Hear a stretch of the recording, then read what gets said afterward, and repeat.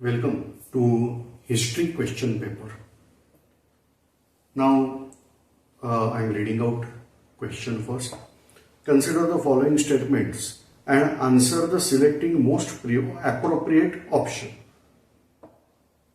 Statement number 1. Mohenjo-daro is on the bank of river Ravi in Pakistan. Statement 2. Harappa is on the bank of Indus River in Pakistan. Option A, both true. Option B, both false. Option C, one true, second false. And option D, one false, second true. Now throughout this question paper, we have only considered the following statement. So every time, now I am not going to read all the questions. So I am just reading out two statements and I am giving answer. So here we are solving Mohenjo-daro is on the bank of river Ravi. No, it is on the bank of river Indus. In Pakistan is true, but it is in the Sindh territory of modern Pakistan. So Mohenjo-daro is on bank of river Ravi. This is wrong statement. So first statement is false. Second statement, Harappa is on bank of river Ravi. Okay, not Indus. It is no doubt called as IBC because when we are talking of Indus Valley, it considered all distributaries of this river Indus. So Ravi is indirectly tributary of river Indus, and therefore we are considering this is in Indus Valley civilization, but it is not on the bank of river Indus. It is on the bank of river Ravi. So second statement is also false. So as both are false, option B is right. Khinkil was a Hun invader who attacked India. Attila was belonging to Yungnu tribe who destroyed huge part of Europe. Now first statement, Khinkil was a Hun invader. Yeah, it's true. Who attacked India? This statement is true. And second, Attila. This statement is also true that Yungnu, they were only called as Huns because their name was something confusing at that time, and simply and surprisingly in India also they were called as Huns, and in Europe also they were called as Huns. So Attila was considered as the villain in European history. For 50 years nearly, these Huns were destroying Europe, particularly Roman Empire was impacted. So both statements are true. Option A is right answer. Third question, Kshaharat dynasty ruling over huge part of India was belonging to a Scythian tribe. Second, Nahapan was associated with Kshaharat dynasty. Now first statement, Kshaharat dynasty, they belonging to this Scythian tribe. We don't know exactly from where they arrived, but according to European condition, whatever the territory that was from Ukraine towards eastward, that means in grassland, the tribes, they were nomads, they were called as Scythians. In India, these Scythians were not called as Scythians. In India, they were called as Shak people or Sak people. So Kshaharat dynasty was ruling over a vast part of India, particularly Sindh, Gujarat, northwestern part of Maharashtra, parts of MP, like that various parts were under control of this Kshaharat dynasty. So statement is true. Nahapan was associated with Kshaharat dynasty. According to some scholars, Nahapan was Kshaharat ruler because coins minted having image of Nahapan, they are found, and that's why. But some people say he was a local chieftain, not that emperor status was there with Nahapan. But whatsoever matter, he was associated with Kshaharat dynasty, and the statement is true. So here also both statements, they are true. So option A is right answer. Karla Bhaze caves were carved out by Hinayana Buddhists near Lonavala in Pune district. Ancient-most inscription in Sanskrit is found in Junagadh, Gujarat. Say, first statement, Karla Bhaze caves. They were constructed by Hinayana Buddhists. It is true because at that time there were no sects like Hinayana and Mahayana. So that was the Buddhism that was followed by whatever given the preachings of Lord Buddha. So it was Buddhism only. But they were not carrying out idol worshipping. That is, idolatry was not there. So we are not getting any image of Lord Buddha in the cave. Instead of that, they were having a stupa in that. So Karla caves and Bhaze caves, it is concluded that initially Bhaze caves were constructed, that means carved out, and then on basis of that, Karla caves were carved out. They are in front of each other. Hardly 5 kilometer distance may be there between two caves. Two different ranges of hills are there, and usually we are aware that these type of huge caves, they are associated with some huge forts. So there is fort named as Visapur. Another famous fort is there that is called as Lohagarh. Initially there was a Lohagarh having a place of sage Lomash. So that's why it is said that Lohagarh and Visapur, twin forts. And at the foot hill of this Visapur fort, these Bhaze caves are there. Bhaze caves and Karla caves looks like same, but Bhaze caves are miniature and Karla caves are huge. First statement, and that is near Lonavala, just somewhere 8 to 10 kilometers away from Lonavala. So it is in Pune district of modern Maharashtra. So first statement is true. Second statement, ancient-most inscription in Sanskrit is found. Keep in mind, not carved, found in Junagadh. Yeah, this statement is also true. Whatever Sanskrit inscriptions are there, accordingly the ancient-most inscription is found in Junagadh, Gujarat, that is carved out by Shaharat dynasty. That means Scythian dynasty at that place where King Rudraraman's achievement were highlighted. Now here we are getting a clear idea that found, okay, means we are not claiming that this is the first inscription in Sanskrit, because some stupids are there. They are present everywhere in the world. They are concluding only with limited data. They say that Pali inscriptions are found prior to BC and Junagadh inscription in AD, and therefore they say that Sanskrit is developed later on and first one is the Pali language, because inscription found in Pali, they are older than Sanskrit. So you should not go only on basis of inscription. We are aware that Sanskrit literature is much more ancient. Rather, according to Hindu tradition, the Rigveda is the ancient-most book in the world. I am saying according to Hindu tradition, because Zoroastrian people, Parsi people says that Jain Avesta, their literature is the ancient-most. Anyhow, but by looking at this, we can say that Sanskrit was existing prior to Prakrit. But looking at this only inscription, some people are going like this. So here, both statements are true. So option A is again right option. Fifth question, Shakal and Bashkal are the branches of Yajurveda.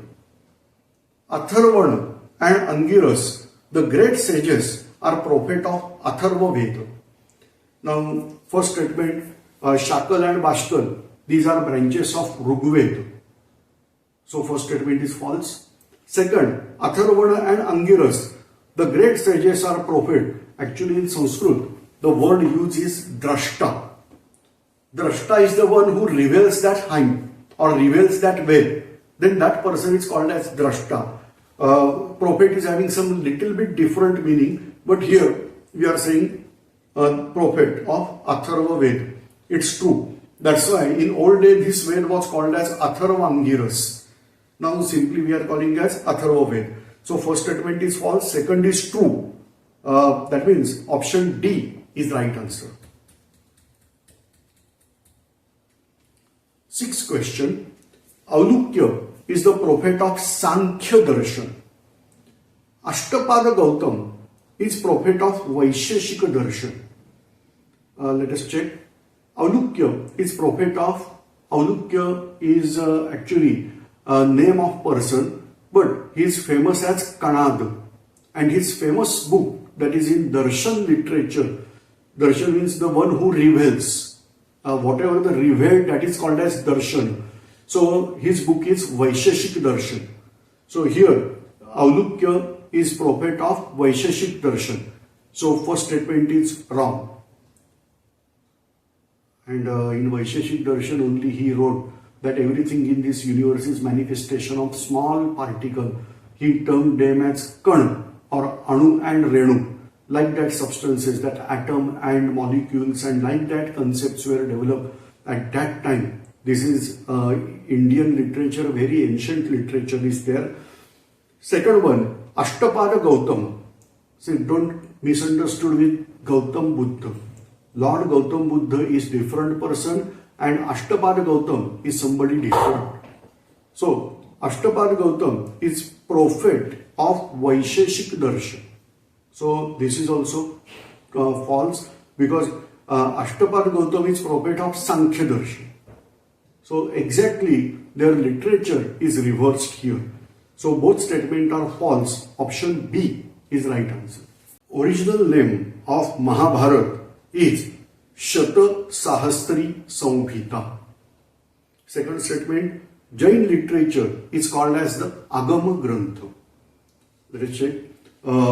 Mahabharata is actually not written by Maharshi Vyas. Maharshi Vyas wrote a book that is called as Jai, which was comprising of 8,000 shlok, which was developed further by Vaishampayan, considering the name as Bharat, having 24,000 shlok. That means from 8,000 story is elaborated to 24,000, means thrice the story is elaborated. In that book is called as Bharata. Now there was another person named as Sauti. So Sauti and his disciples togetherly elaborated the story from 24,000 to 1 lakh. 1 lakh means 100,000. And that's why in Sanskrit the name is given there as Shata Sahasri Samhita. Shata means 100, Sahasra means 1,000. So 100,000 shlok, like that name is given. But this is huge name, complicated name. So original book was Bharat. People started calling this as Mahabharat. And this is the way we got name as Mahabharat. So statement is true. Second, Jain literature is called as Agama Grantha. Yeah, this is also true. These all Tirthankar, that means the prophets of Jainism. Out of that, till 23rd prophet, that is 23rd Tirthankar, that is Lord Parshvanatha. He collected out all the revels given by these all other prophets and compiled in book, that is Agama Grantha.